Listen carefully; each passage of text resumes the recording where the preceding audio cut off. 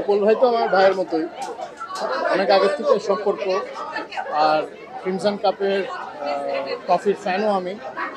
So ভাইয়া ডাকলে অবশ্যই চলে আসি, কফি খাই, এনজয় করি, মজাই লাগে। আমার আমার দিন শুরু হয় কফি দিয়ে, আর বিকেলবেলা কফি খেয়ে শেষ করি। সো আমি ডেফিনেটলি কফি খাই, আমি চা খাই না, আমি কফি লাভার। মানে একটা সময় ছিল আমি কাজ করেছি, but I had to move on. So এখন যেহেতু আমি অন্য একটা জায়গাতে আছি, কাজ করছি, আর এখানে কি হচ্ছে আসলে কারোর সাথে ওঠা বসা নাই ওইরকম, হ্যাঁ, ইনভলভমেন্ট নাই। সো একটা অ্যাজাম্পশন করে কিছু বলা আসলে আমি মনে করি ঠিক হবে না। আলহামদুলিল্লাহ, মানুষ এখনো ভালোবাসে, সম্মান করে, জায়গাটা দিয়ে রেখেছে।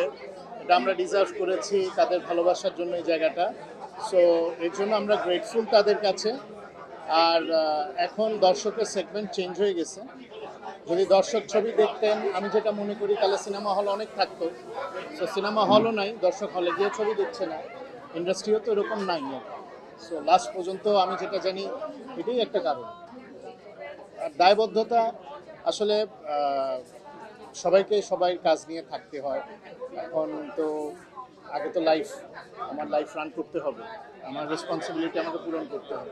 বাবার শাসন মনে করে, আহ, বাবার বাবার আদর মনে পড়ে, যেভাবে আমাদের মানুষ করেছেন, প্রতিটা মুহূর্তে বাবাকে মনে পড়ে। না মনে পড়ার কিছু নাই। আমি কেন, সবাই যাদের বাবা নাই মা নাই, ডেফিনেটলি তারা তাদের বাবা মাকে মিস করে। তো আমি লাকি, আলহামদুলিল্লাহ, যে মানুষ এখনো মনে রেখেছে। আমি তো নাই, কাজ করি না, তারপরেও মনে রেখেছে, এটা তো অনেক বড় পাওয়া না।